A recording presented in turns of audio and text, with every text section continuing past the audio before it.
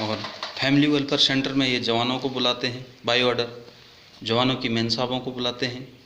जवानों की मैडम अगर नहीं आई तो उनको धमकी दे दी जाती है, आपके हस्बैंड को हम बोरी बिस्तरा गोल करवा देंगे। ये कौन सा लैंग्वेज, कौन सी भाषा है?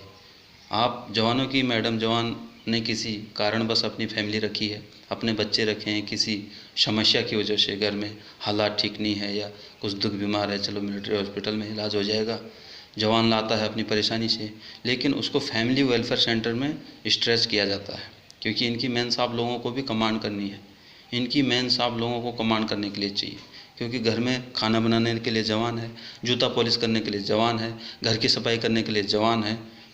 20 से 25 से 30 जवान तक इनके घरों में लगे रहते हैं, जो कि एक सबसे बड़ा घोटाला है, सबसे बड़ा भ्रष्टाचार है। इस पर कोई नज़र नहीं रख रहे लोग, इस पर कोई बोलने को खुश नहीं है, लेकिन हम बोलेंगे, हम छोड़ेंगे नहीं। इनकी मेन साहबों की जो दादागिरी सेना में चल रही है अफसरों की, इन अफसरों ने अपनी मेन साहब लोगों को आगे कर रखा है। कहीं भी अगर कोई वीआईपी अफसर आता है तो जूनियर अफसर अपनी मेन साहब को, लोगों को वहाँ रिसेप्शन में भेज देंगे। इस प्रकार से इन लोगों ने अपनी एक यूनिटी बना रखी है। सीनियर अफसर से जूनियर अफसर तक सब एक हैं, ये मिले हुए हैं। इन्होंने सेना के अंदर फैमिलीवाद फैला रखा, परिवारवाद फैला रखा है। सेना में, सेना की कार्रवाई में इनके परिवार का कोई भागीदारी होनी नहीं चाहिए। इनके परिवार का क्या मतलब है सेना में? इनके परिवार, इनके बच्चे, इनकी फैमिलियाँ, इनकी मेन साहब लोग यहाँ कमांड कर रही हैं, उनका चल रहा है यहाँ वो बोलेंगे वो होगा। वो किसी को जवान को बोलेंगे इसको वहाँ भेजो, तो साहब अफसर उसी को वहीं भेजता है। क्यों? इन मेन साहब लोगों का बोलबाला है सेना के अंदर। सेना तो इन मेन साहब लोगों की उससे चल रही है। कहाँ से सफल हो सकती है? कहाँ से सक्सेस हो सकते हैं हम लोग? इनकी फैमिलियाँ कमांड कर रही हैं, जिनको कि फ़ौज के बारे में कुछ पता ही नहीं है। वो जवानों को ब्लडी बोलती हैं, उनको सलामी मारनी पड़ती है, उनको सलूट मारना पड़ता है मेन साहब लोगों को। ऑफिसर बोलता मुझे मारो मत मारो, मेरे मेन साहब को सलूट मारो। तो ये कौन सा काम करवा रहे हो आप हमसे? हम आपके मेन साहब को सलूट मारें तो आप भी मारो हमारी मैडम को सलूट।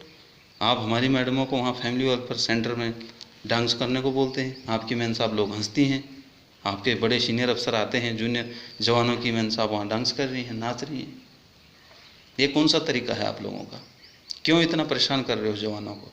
ये फैमिली वेलफेयर सेंटर क्यों चला रहे हो आप लोग? दादागिरी दिखाने के लिए, जवानों को चक्कर कटाने के लिए? उनकी मेन साहब लोगों को क्यों परेशान कर रहे हो? वो कोई इलाज के लिए आए हैं, कोई प्रेग्नेंट हैं, किसी के घर में समस्या कुछ है, और यहाँ आप लोग बाय ऑर्डर उनको तंग कर रहे हो।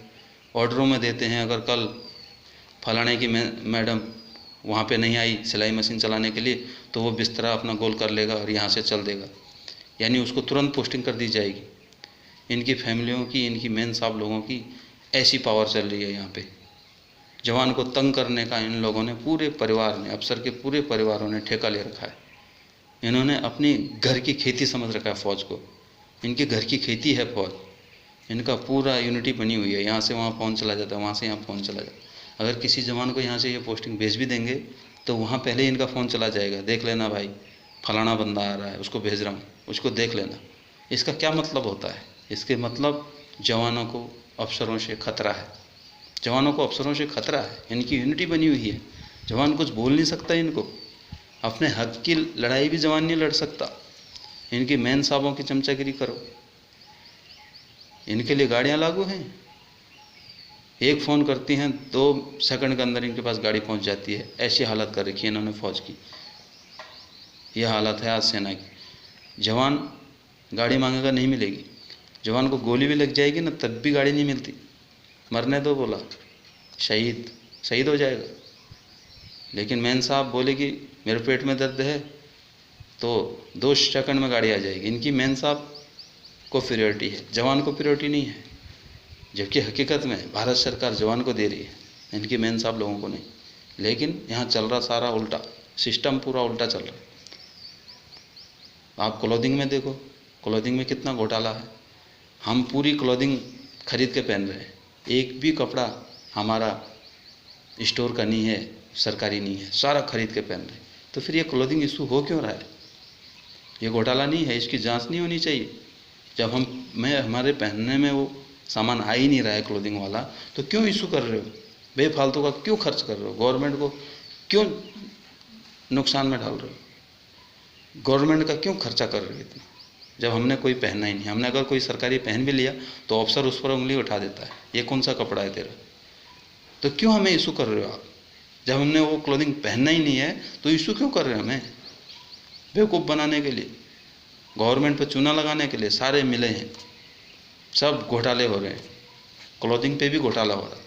जवानों का ये जो क्लोथिंग मिलता है ये बंद होना चाहिए, उसके बदले जवानों को पैसा दे दिया जाना चाहिए। खाने पे घोटाला है, वहाँ से राशन आउट हो रहा है। जवानों को आप राशन का, क्लोथिंग का पैसा दे दो, जवान अपना खा लेगा। सिविल बंदों को भी रोज़गार मिलेगा, कहीं कैंटीनें खुलेंगी, और हम अपना, जहाँ हमें 200 रुपये मिलेंगे खाने का, हमारा खाना 100 रुपये में हो जाता है। बाकी का खाना ये आउट कर देते हैं, बेच देते हैं, पैसे ले लेते हैं, पैसे खा जाते हैं, सारे घोटाले में लिप्त हैं। लोग बोलते हैं सेना में घोटाले नहीं होते, तो सबसे ज़्यादा घोटाले सेना के अंदर होते हैं, ये दावा कर सकता हूँ, क्योंकि इनको पता है यहाँ मीडिया आएगी नहीं, जवान मुंह खोलेगा नहीं, अनडिसिप्लिन में फंसा देंगे। सबसे ज़्यादा भ्रष्टाचार यहाँ है, सबसे ज़्यादा घोटाले यहाँ हैं। तो इसके लिए हम काम करेंगे, निश्चित ही ये सब बंद करना होगा। जो अंग्रेज़ों के समय से चला आ रहा सेना के अंदर, जो मिलिट्री लॉ सन 47 से पहले उस टाइम गुलामी का मिलिट्री लॉ चल रहा है, उसे ख़त्म किया जाएगा।